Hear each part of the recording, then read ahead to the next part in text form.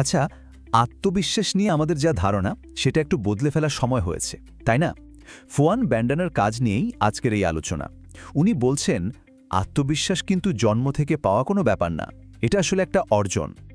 তো চলুন শুরু করা যাক একদম মূল একটা প্রশ্ন দিয়ে। আত্মবিশ্বাস কি জন্ম থেকেই আসে নাকি এটা তৈরি করা যায়? এই প্রশ্নটাই কিন্তু আমাদের সব ধারণাকে নাড়িয়ে দেয়। আমরা অনেকেই ভাবি, আরে আত্মবিশ্বাস তো শুধু কিছু লাকি মানুষেরই থাকে, কিন্তু সত্যি কি তাই? তাহলে চলুন প্রথম ধাপটা দেখি, আত্মবিশ্বাসের পছন্দ। এখানে আমরা আত্মবিশ্বাসকে একদম অন্য একটা অ্যাঙ্গেল থেকে দেখব, আর এই দেখার ভঙ্গিটা বদলাতে পারলেই কিন্তু আসল রহস্যটা বোঝা যাবে। এই যে সংজ্ঞাটা দেখছেন, এটাই কিন্তু পুরো আলোচনার মূল ভিত্তি। মানে কি? মানে হলো আত্মবিশ্বাস কোনো জন্মগত ব্যাপার না, এটা আমাদের কাজের ফল। সোজা কথায়, আগে সাহস করে কাজটা করতে হয়, তারপর আত্মবিশ্বাস আসে, এর আগে নয়।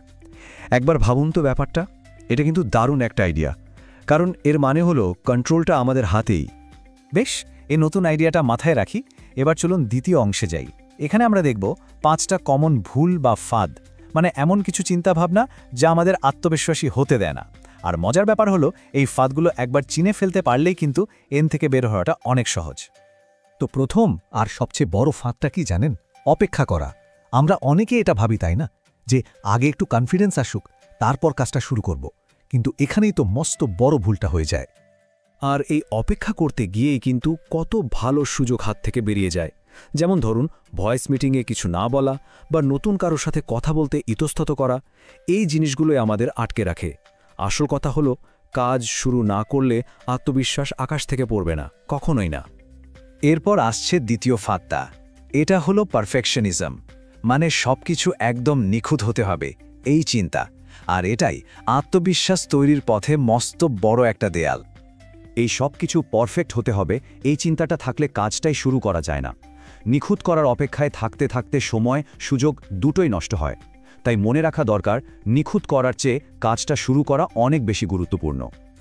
আচ্ছা, 3 নম্বর ফাঁদটা, এটা আমাদের আত্মসম্মানকে ভেতর থেকে একেবারে খেয়ে ফেলে।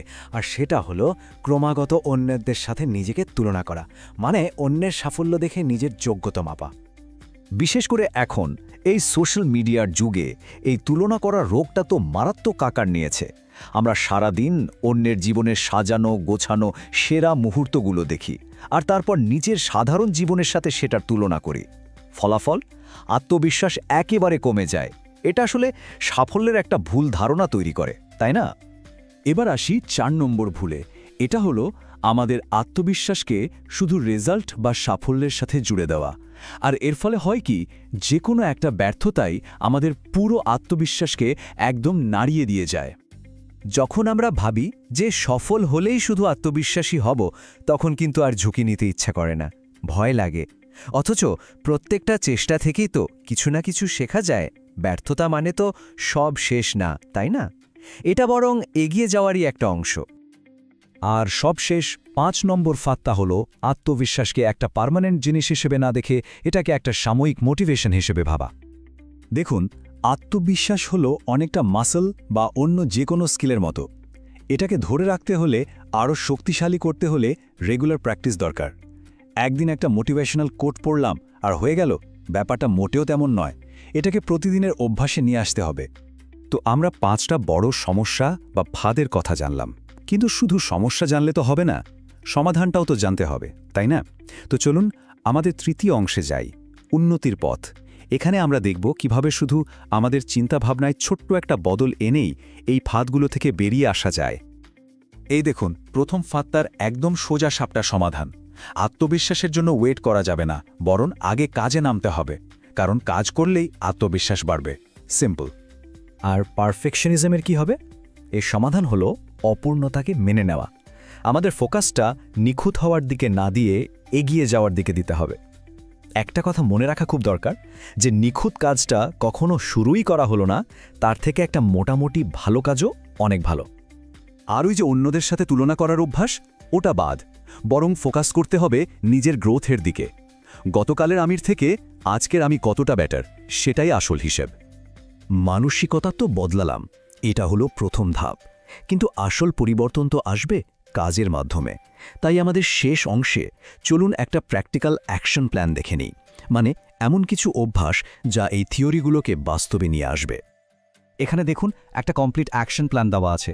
শুরু করতে হবে প্রতিদিন কমফর্ট জোনের বাইরে গিয়ে ছোট ছোট সাহসের কাজ করে। এরপর প্রতিদিনের ছোট ছোট জয়গুলো একটা কনফিডেন্স জার্নালে লিখে রাখতে হবে। 3 নম্বরে অপূর্ণ কাজের নিয়ম, মানে 70% প্রস্তুতি নিয়েই কাজে নেমে পড়া।